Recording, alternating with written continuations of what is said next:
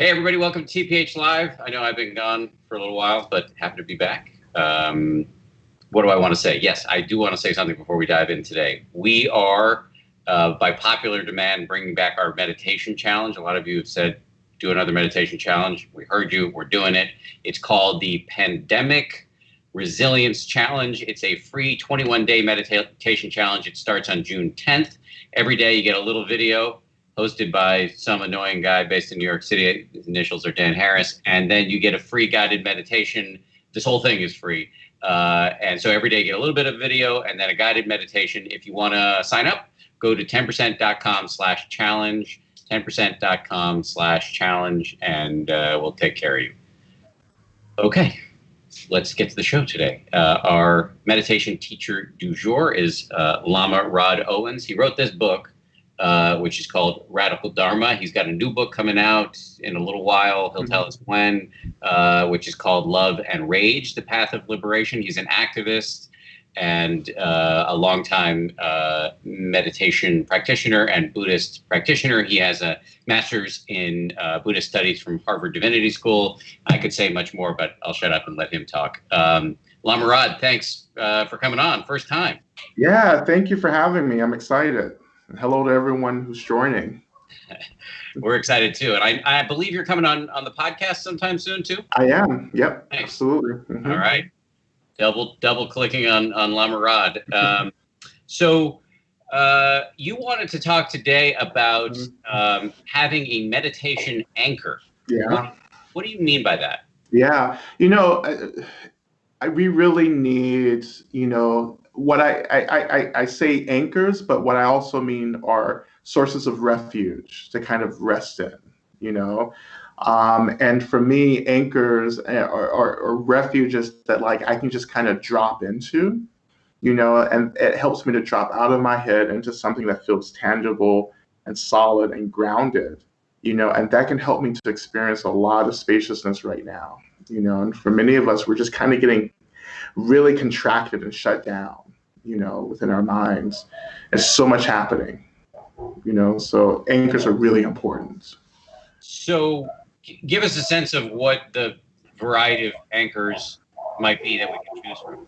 Yeah, we have basic anchors of using the breath, of using sound, of using, things within our vision. I love to use this kind of experience of the earth. I love to drop my attention into the earth and feeling as if I'm being held by the earth and grounded within the earth, and that helps me to bring my attention from up here and down deep into the body. And I feel so much more grounded. I feel so much more held when my attention is really grounded in the earth like that. So walk me through how that would work. I mean, I'm on the 27th floor of a New York City high-rise. How would I ground my attention? I feel, quite a distance from the earth. Yeah. How would I ground my attention in the earth?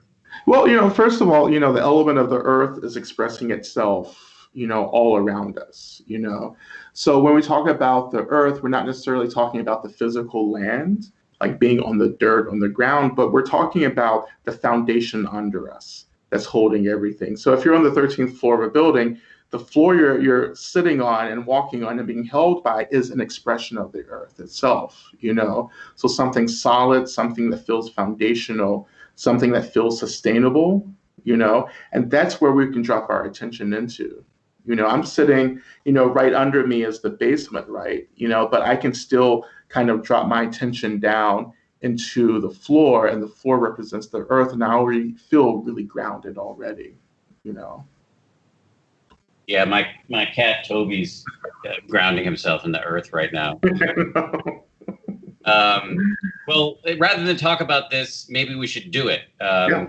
So let me mute myself and let you take over and guide us for meditation for as long as you want. And by the way, I just want to say before I shut up here, guys, if you have questions for Lama Rod, send them in, especially if you have questions about the subject of meditation anchors. But anything is cool. All right, I'm gonna be quiet. All you. Okay, wonderful. Yeah, one of the things that I love to do when I began just, any amount of sitting is to just bring my attention back into the space that I'm sitting in. I love to acknowledge my body in this moment. Um, and I like to just simply say, oh, I have a body, and not only do I have a body, I'm having an experience of the body. And I'm just noticing that. And our experience of the body can be quite complex. It can be a really, pleasurable experience, or it can be an experience that's not so pleasurable. But we're just noticing everything that's arising as we turn our attention to the reality of our bodies.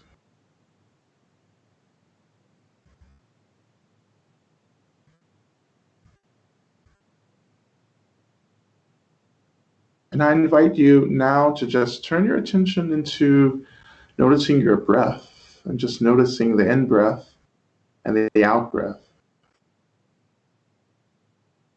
And it's really important just to simply acknowledge that you're breathing. In my practice, I do a kind of labeling practice where I simply just say, I am breathing. And then after a few moments, I say, and I am also experiencing my breath as well.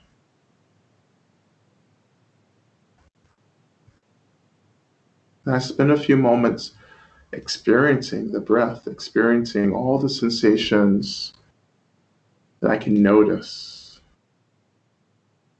And to experience, we just simply stop thinking about what's happening and just sit with the sensations that arise.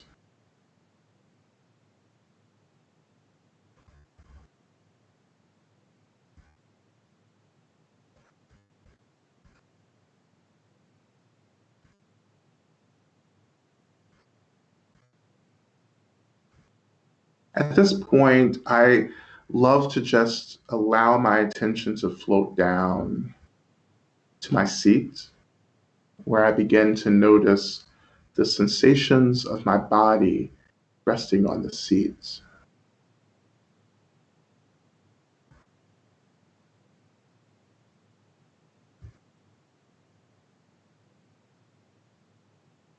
And I notice the weight of my body in this practice. I can notice the reality of gravity that pulls my body to the seat.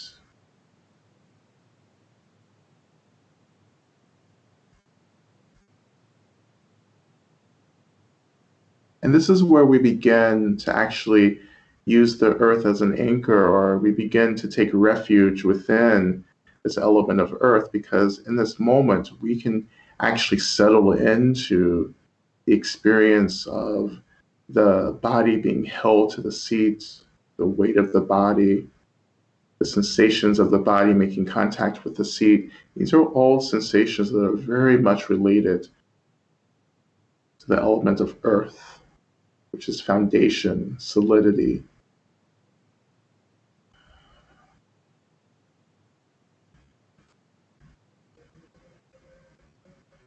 And I'm letting all of these sensations kind of hold my attention.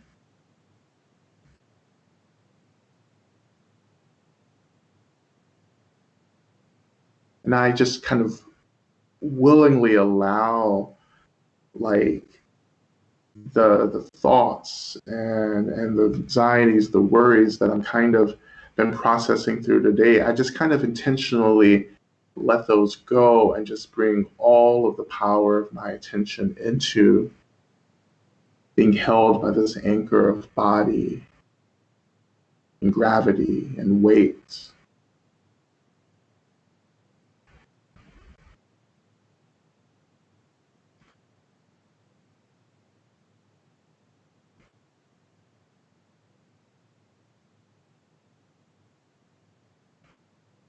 If you want to go just a step further, I even suggest seeing if you can allow the seat to hold you, to enter into a kind of trust.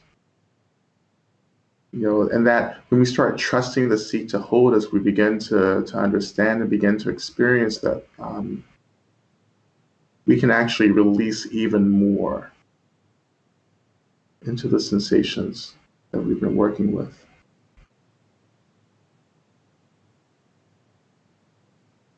For me in my practice, there's a tension that I give up when I really start trusting my seat even more seriously. Like I will be held, I will be taken care of by the seat.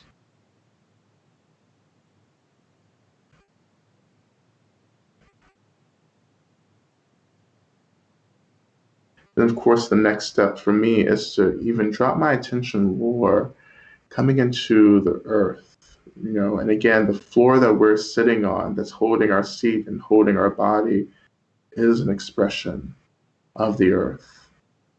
So dropping my attention into something, to this foundation right under me. I call this practice touching the earth.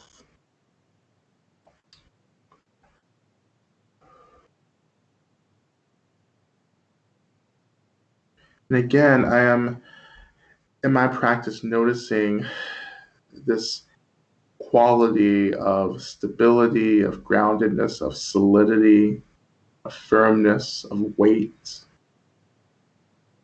something that feels heavy. And I just allow myself to kind of rest within that energy.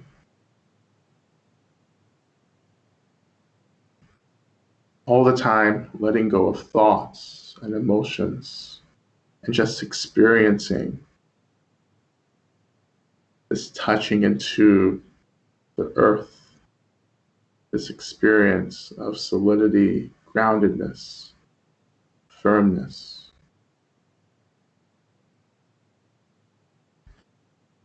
And even now, I can trust the earth to hold me, which helps me to deepen my practice.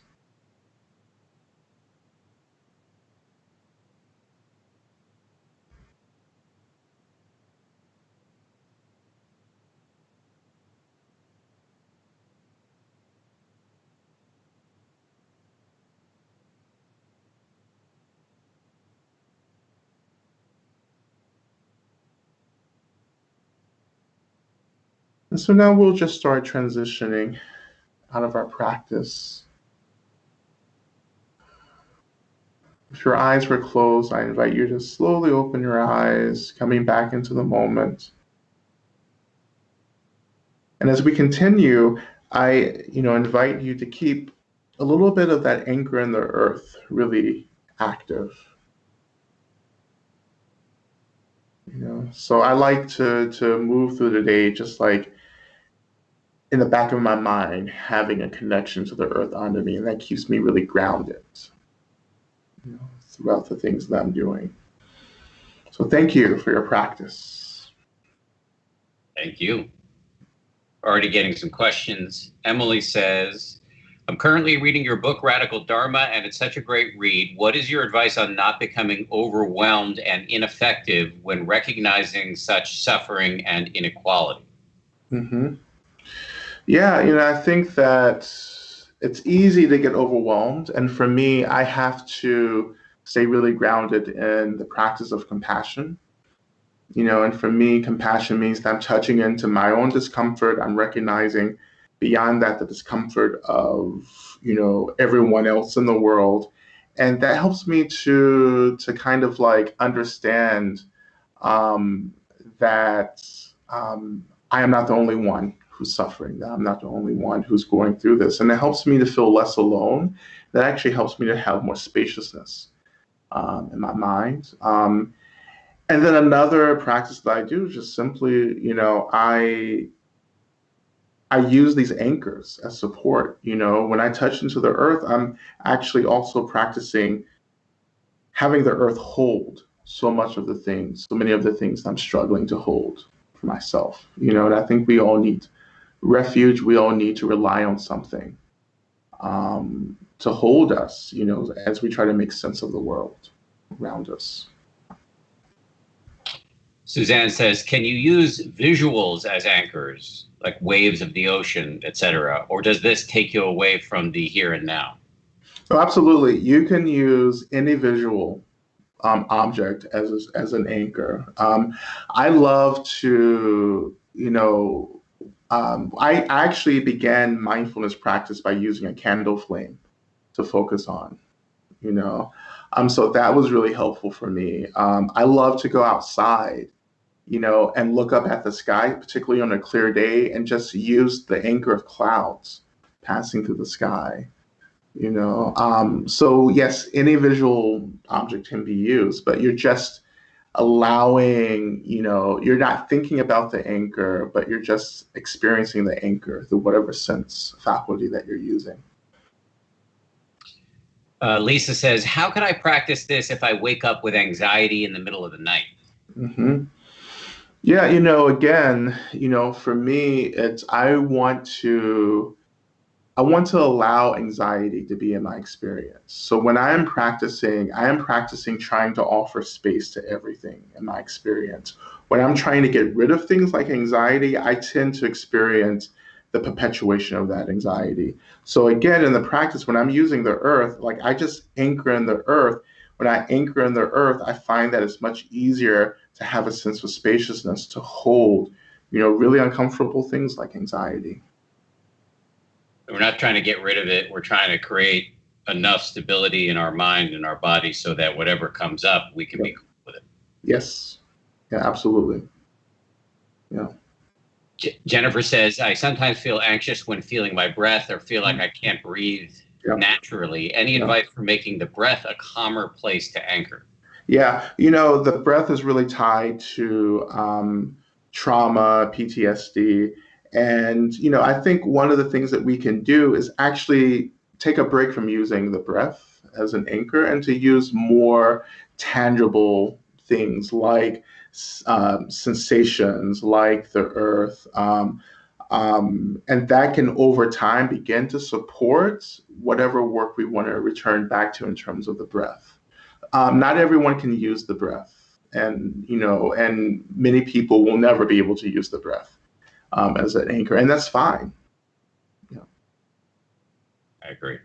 Stephen says, is anchoring in the earth similar to using the contact points, such as the sit bones, as the object of meditation? Yes. Also, well, no, go ahead, and I'll give you the second part of the question after you answer this part. Yes. I mean, we're just interested in something that feels solid, something that feels tangible, and that can be a part of the body. For me, I don't necessarily feel the sit bones, but I do feel my thighs. I feel my butt. I feel, things like that. And that could be, a really valuable anchor as well. Second part of the question is, also, does the earth element of the body play any role in anchoring in the earth? Yes. In longer practices, I often talk about how the body is an extension of the earth and the earth is an extension of the body. And that actually helps me to have a kind of a deeper connection with the earth. The solidity of the body, the material solidity of the body is really the earth element. So when we connect to the body, we're also connecting to the earth, and we can just actually bring those two elements together intentionally in the practice by just reflecting on that. Lama Rod, it was great to have you on the show. Really appreciate you coming on. Thank you. It's so nice to be here. And I look forward to having you on the 10% Happier podcast very soon. Nice. Speaking of the podcast, guys, we have an obscure up and coming meditation teacher on the show today named His Holiness the Dalai Lama. So go check that out. It's pretty cool to have him on the show. And don't forget the Pandemic Resilience Challenge. Go to 10%.com/challenge to sign up. Susan Piver will be running the show tomorrow. I'll be back on Friday with another teacher. And in the meantime, thanks again to Lama Rod. Please, everybody, stay healthy, and we'll see you soon.